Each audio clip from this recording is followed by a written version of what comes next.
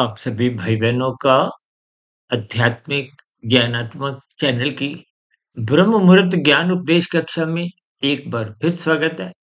आज की चर्चा का विषय धर्म को आधार में लेते हुए इसको एक यूनिवर्सल शब्द से या यूं को सार्वभौमिक शब्द से जोड़ते हुए विभिन्न स्थितियों पर कुछ प्रकाश डालने जा रहे हैं, क्योंकि वर्तमान समय भारत देश में इस धर्म के ऊपर बहुत सी व्याख्याएं होती हैं, बहुत सी स्थितियों पर धर्म की आड़ में विभिन्न प्रकार की स्थितियां बनती हैं।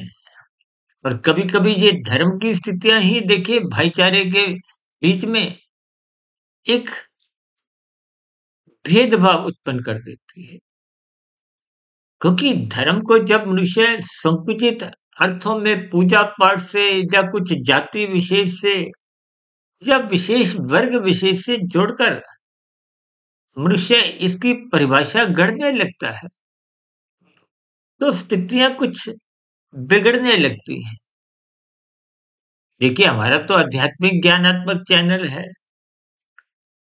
पिछले लगभग 6 वर्षों से हम लगभग 3000 से अधिक वीडियो तो अब प्रसारित भी कर चुके हैं, और प्रसारित हो चुकी सभी वीडियो ही प्रकृति के 3 गुण तमोगुण, रजोगुण, सतोगुण और इन 3 गुणों से संबंध रखने वाले आपके हमारे 3 शरीर, स्थूल शरीर, सूक्ष्म शरीर, कारण शरीर,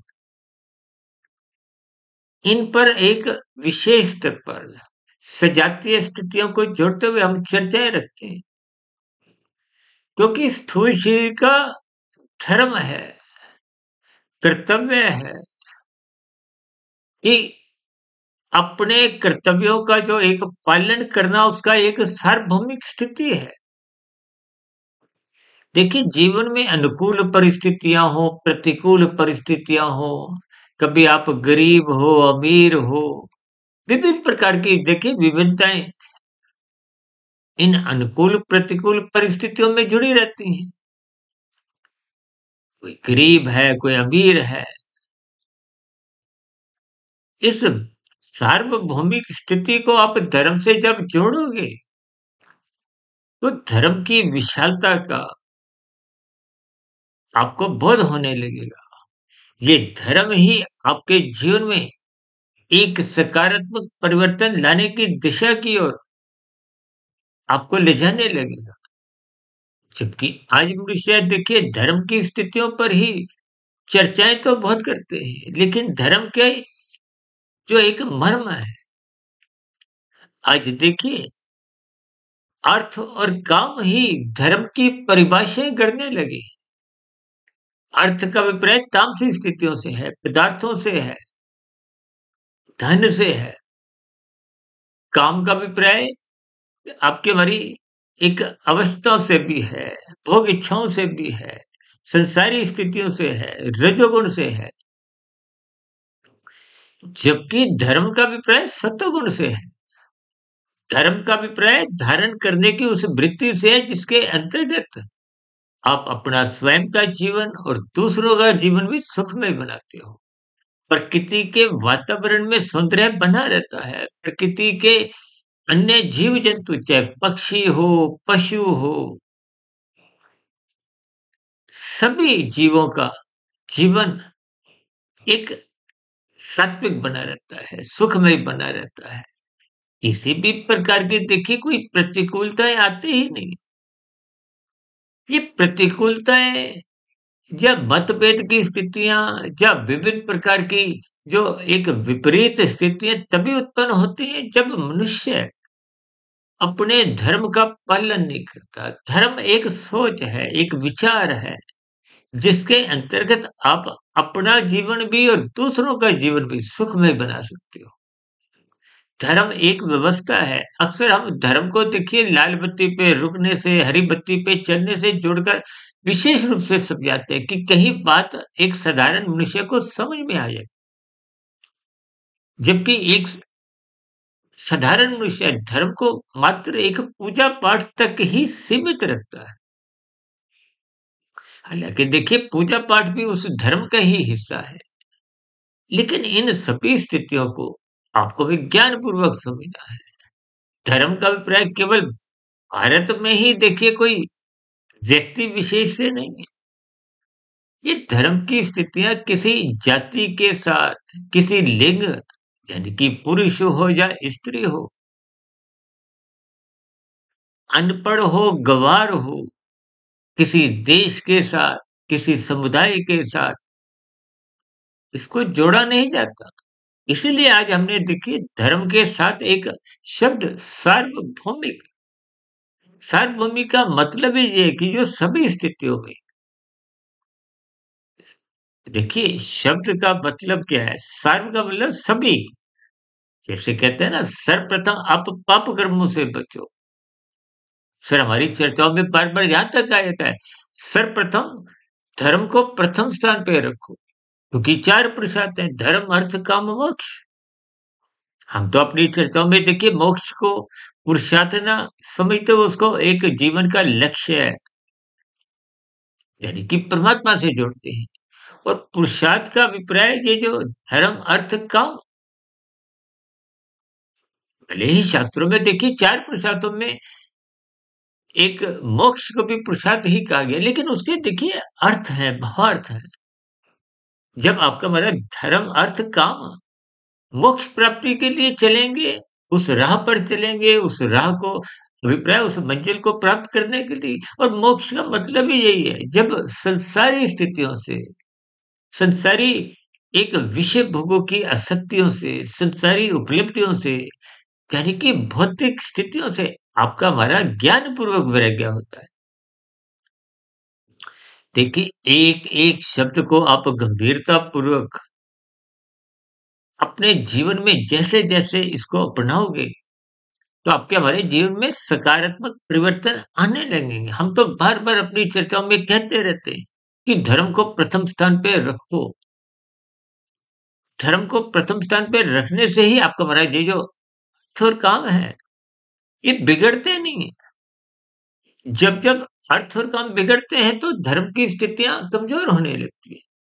अर्थ का अभिप्राय तमोगुण से है, काम का अभिप्राय रजोगुण से है।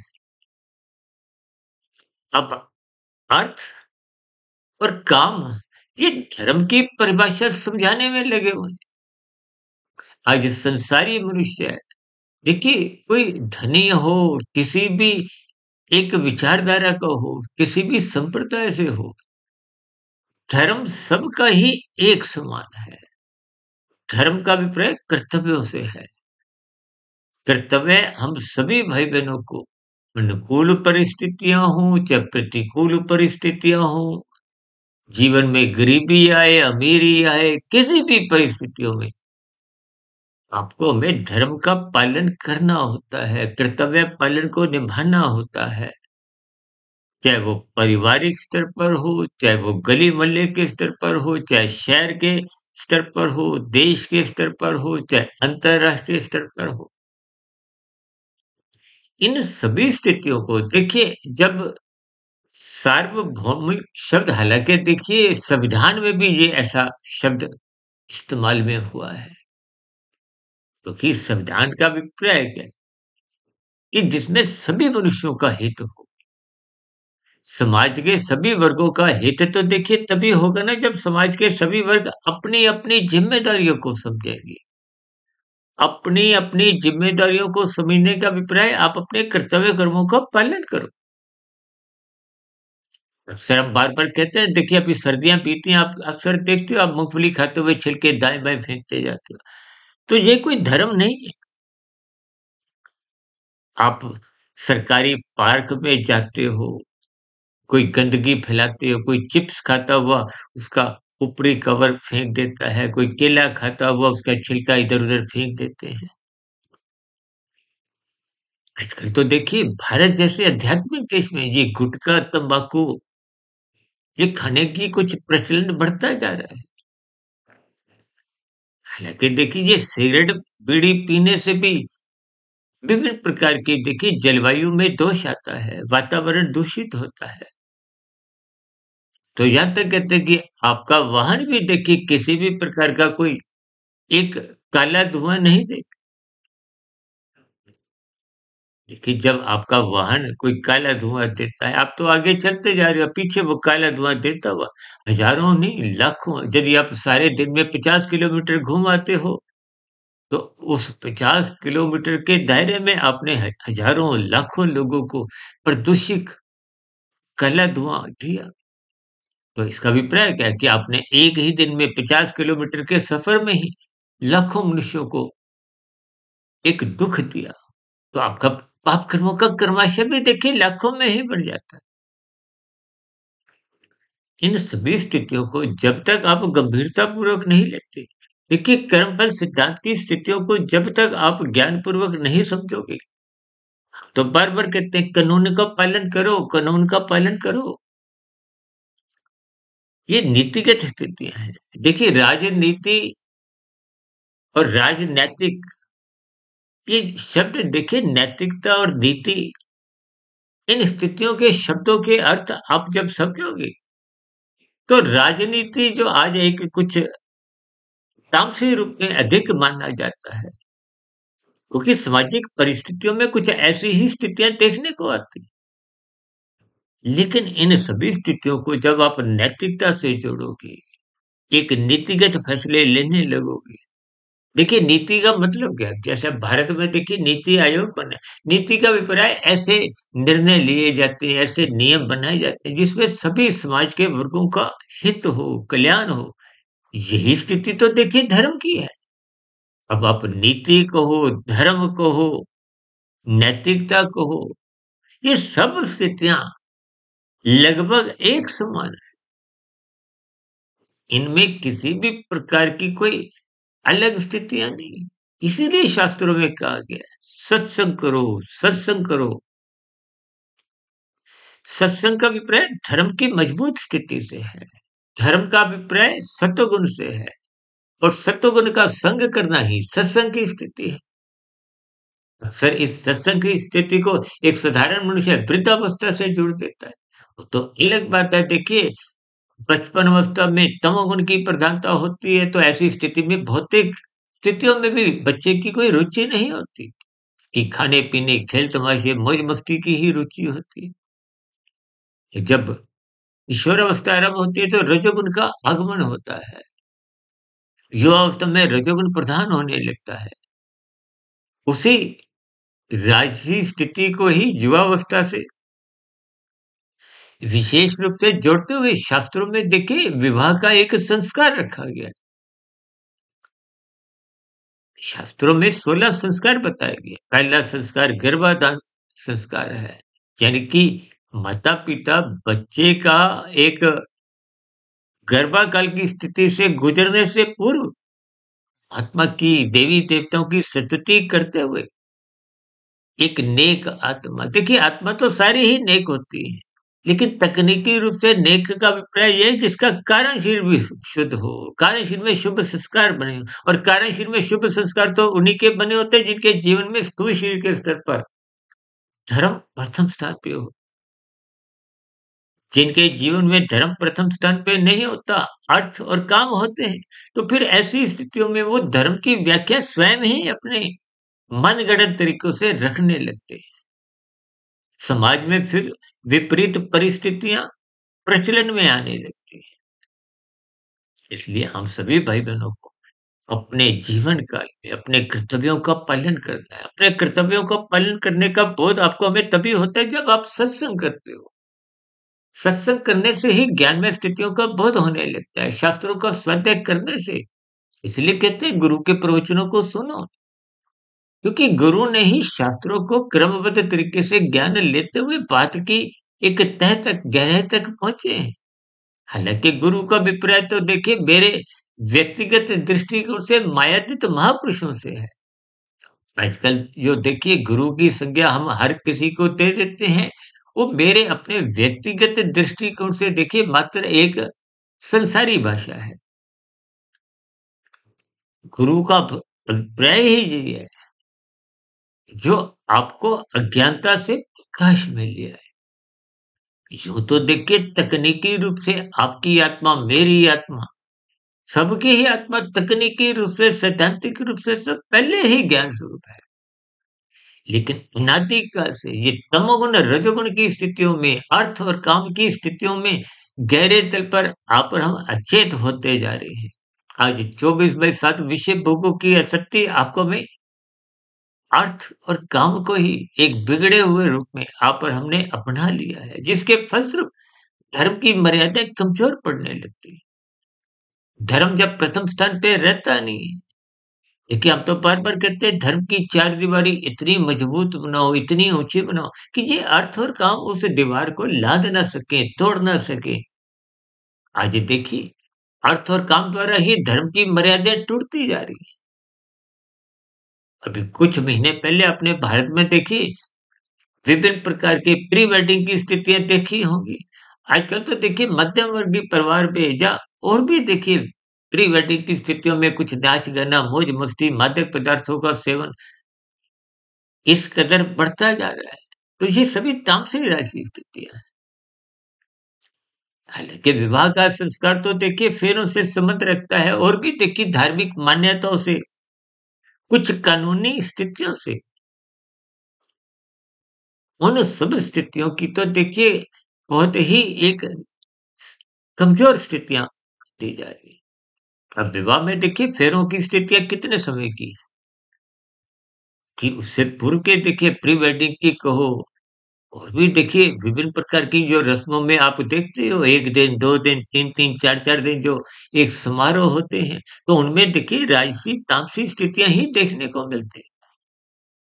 देखिए इन सभी स्थितियों को आपने इनके अर्थ ढूँढने हैं। इन अर्थों में सात्विक स्थिति कहाँ-कहाँ है? देखिए जब तक आप सत्वगुण का संग नहीं करोगे, तो सत्संग की स्थितियाँ बन नहीं पाती। जब सत्वगुण कमज़ोर होता है देखिए जब-जब सत्वगुण कमज़ोर होगा तो अर्थ और काम बिगड़ेंगे। अक्सर मैं एक उदाहरण अक्सर मैं देता हूँ कि आपके हमारे घर में देखिए गृहिणी को खाना बनाने का ज्ञान है। सत्वगुण का अभिप्राय ज्ञान से है, रजोगुण का अभिप्राय क्रिया से है, कार्य से है, करने से है। और तमोगुण का अभिप्राय पदार्थों से है। यूँ तो आपका पूरा शरीर भी देखिए तामसी है। ये पृथ्वी, जल, अग्नि, वायु, आकाश का बना है। आपके स्थूल शरीर की 5 ज्ञानेंद्रियाँ आँख, नाक, जिह्वा, त्वचा, कान ये 5 भोग विषय गंध, रस, रूप, स्पर्श, शब्द इनका सुख भोगना चाहती है। ये सब देखिए स्थूल शरीर की स्थितियाँ हैं। स्थूल शरीर की स्थितियों का निर्माण माता के गर्भ में इसके पीछे का कारण उसके सूक्ष्म भूत है। वो भोग विषय है। देखिए इन सब स्थितियों को तकनीकी रूप से प्रकृति की स्थितियों से समझना है। मात्र शब्दों पर अटकते हुए भोग दृष्टिकोण से फिर आप और हम उलझ जाते हैं और उलझने की स्थितियाँ आपका हमारा धर्म में भटकाव की स्थितियाँ लाती हैं। इसलिए हम सभी भाई-बहनों को अपने जीवन में सात्विक बनना चाहिए। सात्विक बनने का अभिप्राय ये है कि धर्म को प्रथम स्थान पे रखो। धर्म को सभी परिस्थितियों में मैंने बताया ना, किसी भी लिंग के स्तर पर, जाति के स्तर पर, देश के स्तर पर, किसी भी परिस्थिति में बाँधा नहीं जाता। इसी धर्म को ही मर्यादा के रूप में प्रभु श्री राम जी ने त्रेता युग में विभिन्न मर्यादाओं का पाठ पढ़ाते हुए आपके हमारे जीवन में धर्म को प्रथम स्थान में रखने की एक उदाहरण प्रस्तुत की। और यही स्थितियाँ भगवान श्री कृष्ण जी ने गीता में अर्जुन के रथ के घोड़ों की स्थितियों को गीता ज्ञान रूप में, उपदेश रूप में, विभिन्न स्थितियों में जो बातें समझाई हैं, उसका अभिप्राय धर्म से है। इसीलिए कहते हैं धर्म प्रथम स्थान पे रखो। धर्म का अभिप्राय जीवन में सत्वगुण को प्रथम स्थान पे रखो, सत्संग करो। शास्त्र तो यहाँ तक कहते हैं जो मनुष्य सत्संग करता नहीं है, उसके जीवन में विभिन्न प्रकार की पशु वृत्तियों का अभिप्राय क्या है? जब अर्थ और काम बिगड़ जाते हैं। भाई समाज में देखिए आपके हमारे जीवन में अर्थ और काम बिगड़े हुए रूप ही है, जिसके फलस्वरूप स्थूल शरीर के स्तर पर भी रोगग्रस्त स्थितियाँ आप देखते ही हो। अस्पतालों की संख्या बढ़ती जा रही है। जब रो भोगों के ऊपर ही देखिए विभिन्न प्रकार की चतुराई, हेरा-फेरी, ठगी, चोरी डकैती, आजकल तो डिजिटल अपराध बढ़ते जा रहे हैं। आजकल तो डिजिटल अरेस्ट जैसी भी स्थितियाँ बनती जा रही हैं। इस अर्थ और काम के कारण ही ये धर्म की स्थितियाँ कमज़ोर पड़ गई हैं। और धर्म जब-जब कमज़ोर होता है तो समाज में विभिन्न प्रकार की देश में विसंगतियाँ आती हैं, बुराइयाँ उत्पन्न होती हैं, विकार उत्पन्न होते हैं। इन सभी स्थितियों को आपने हमने ज्ञानपूर्वक समझना है और अपने-अपने व्यक्तिगत जीवन में अपने धर्म का पालन करना है। अपने कर्तव्यों को प्रसन्नतापूर्वक, ईमानदारी पूर्वक जीवन की सभी अनुकूल प्रतिकूल परिस्थितियों में उसको निभाते रहना है। जब सभी मनुष्य अपने धर्म का पालन करेंगे, तो फिर स्थितियाँ बिगड़ती नहीं। इन्हीं स्थितियों को ही भगवान श्री कृष्ण जी ने गीता में अर्जुन के रथ के 5 घोड़ों की लगाम को अपने हाथ में रखते हुए ये ज्ञान उपदेश इसीलिए दिया, ताकि आप गुरु की सम्मुखता बनाओ, शास्त्रों का स्वाध्याय करो। देखिए गुरु को हो, शास्त्र को हो, तो देखिए ब्रह्म मुहूर्त को भी उसी में ही ले लेते हैं, क्योंकि ब्रह्म मुहूर्त सत्वगुण की शुद्धतम स्थिति है। और हम तो पिछले लगभग 28-29 वर्षों से 1 डेढ़ 2 बजे उठने का जो एक संस्कार स्वभाव बन गया है, कि ये सभी स्थितियाँ जब आपके जीवन में निरंतर बनी रहती हैं, देखिए आरंभिक स्तर पर सुशील के स्तर पर आपको हमें कुछ विशेष स्तर पर बल लगाना पड़ता है आदत बनाने के लिए, अच्छी आदतें बनाने के लिए। फिर वो जब मन बुद्धि के स्तर पर निरंतर के जीवन में महीनों, सालों टिकती हैं, तो फिर वो आपका धीरे-धीरे संस्कार कार्यशील में बन जाता है। कार्यशील में देखिए यदि संस्कार 70% बन गया तो आपको 70% की फिर मेहनत करनी नहीं पड़ती। अब मुझे देखिए उठने में कोई मेहनत नहीं करनी होती, ये एक स्वभाव संस्कार बन गया है। अब जिनको देखिए सुबह उठने की आदत नहीं है, उनको तो देखिए सुबह 7 बजे उठने में भी परेशानी होती है। जबकि सूर्य निकलने का समय उससे पूर्व का 2 घंटे 40 मिनट का समय ब्रह्म मुहूर्त कहलाता है। हालाँकि शास्त्रों में तो देखिए मेरे पढ़ने में तो 4 से 6 आए, लेकिन हम तकनीकी रूप से इन 24 घंटों की स्थितियों को, ब्रह्मांड की स्थितियों को क्रमबद्ध तरीके से तर्कपूर्वक समझाते हुए इस सूर्य निकलने से पूर्व के 2 घंटे 40 मिनट की स्थिति को ही ब्रह्म मुहूर्त का एक नाम देते हैं। कि सूर्य निकलने का समय तो गर्मी-सर्दी बदलता है, गर्मियों में अब आने वाले समय में ये 5:30 बजे भी पहुँच जाएगा। तो फिर उससे पूर्व के 2 घंटे 40 मिनट है। दिसंबर, जनवरी में आते-आते सूर्य निकलने का समय, उदय होने का समय लेट होता है। 7 बज के 22, 23, 25 मिनट, तो उस समय विशेष से 2 घंटे 40 मिनट का समय ब्रह्म मुहूर्त का होता है।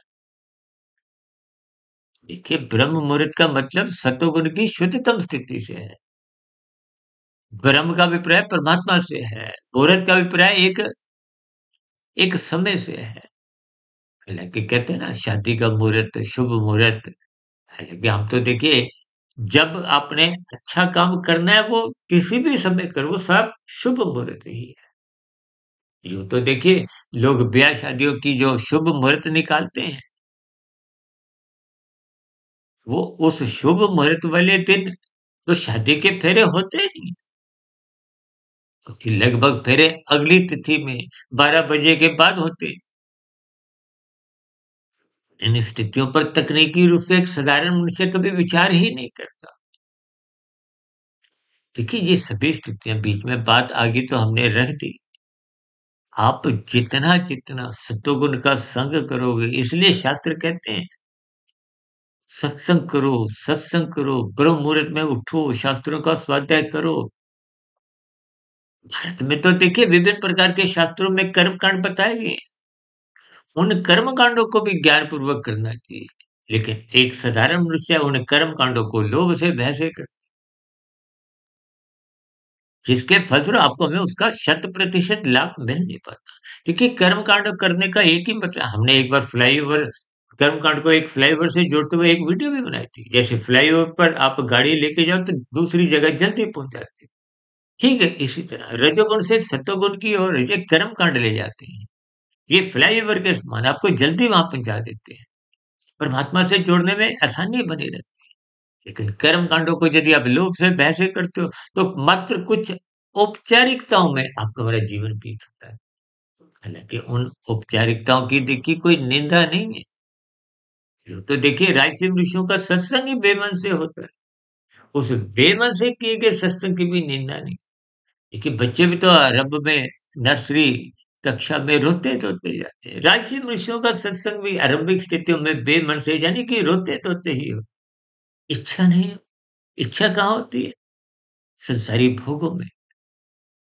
देखिए इन सभी स्थितियों को आपने ज्ञानपूर्वक समझते हुए आप जीवन में किसी भी देश में रहने वाले हो, किसी भी जाति के हो, कोई भी लिंग हो आपका, कोई भी आर्थिक स्तर हो, आप अपने धर्म का पालन, अपने कर्तव्य का पालन सदा ही सभी परिस्थितियों में, चाहे अनुकूल परिस्थितियाँ हों, चाहे प्रतिकूल परिस्थितियाँ हों, अपने धर्म का पालन करते रहें।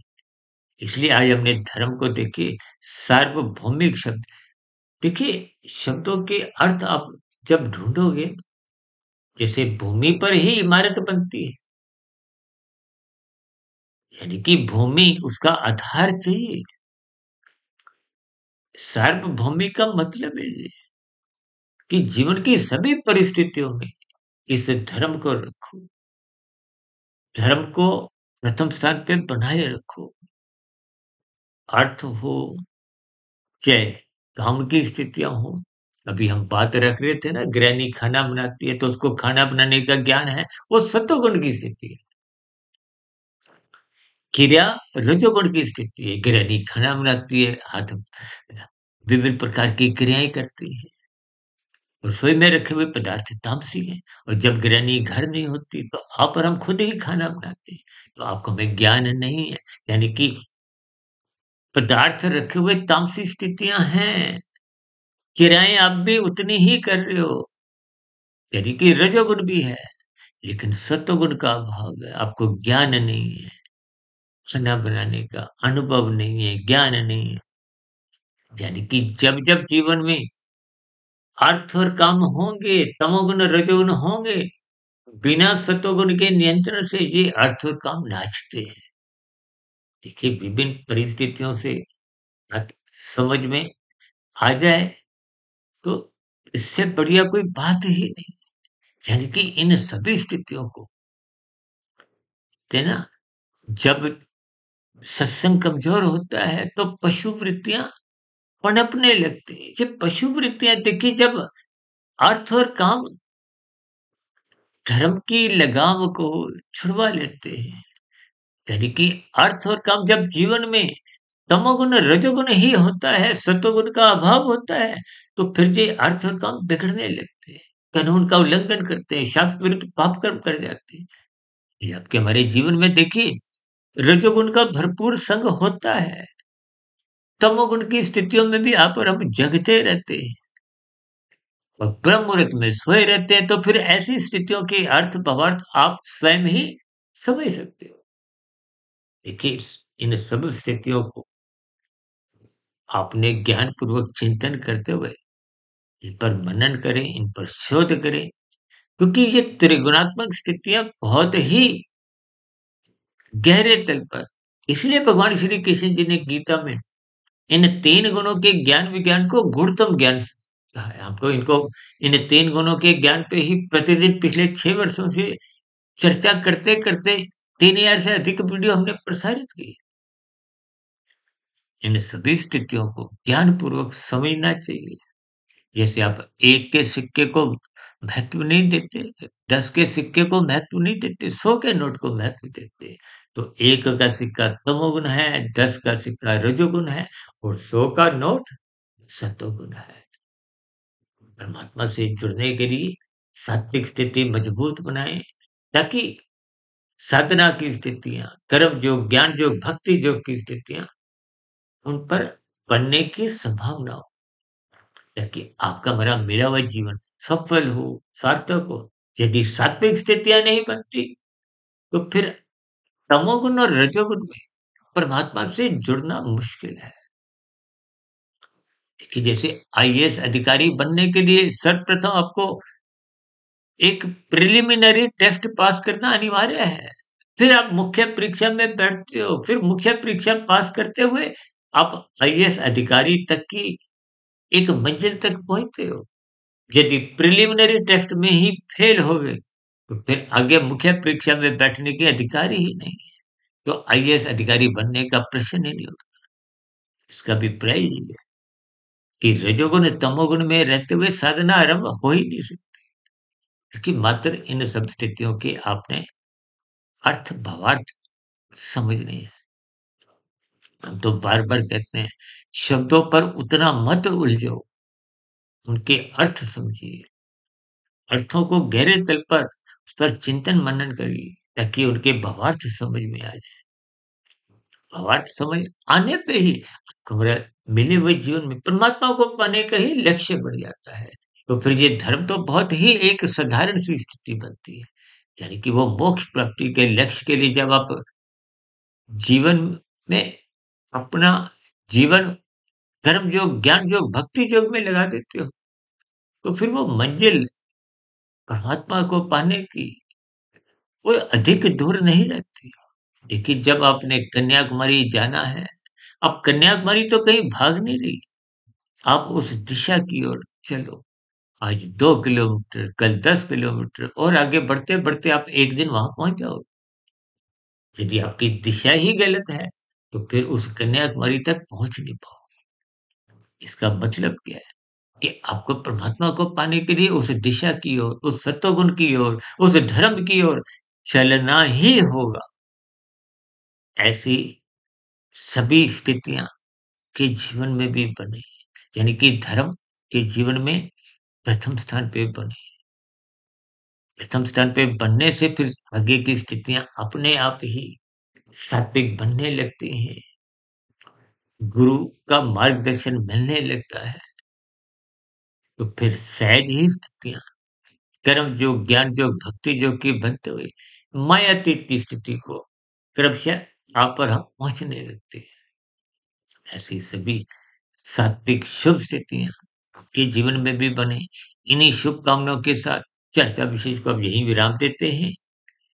दिन में आध्यात्मिक ऑक्सीजन की लघु ज्ञान संदेश कक्षा में, शाम को सर्व कल्याण वृक्ष की प्रश्नोत्तर ज्ञान कक्षा में फिर मुलाकात होगी। तब तक सुधीर भाटिया फकीर को इजाज़त दें। फिर भी वीडियो संबंधित कोई बात आपको समझ नहीं आई हो, कोई मेरी समझाई गई बातें आपको तर्कपूर्वक नहीं लगी हो, या मेरी ही कही गई बातों पर आपकी कोई आपत्ति हो, शिकायत हो, इन सभी स्थितियों का नीचे दिए गए कमेंट्स बॉक्स में सदा ही स्वागत है। चर्चा विशेष को गंभीरतापूर्वक सुनने के लिए आप सभी भाई-बहनों का बहुत-बहुत धन्यवाद।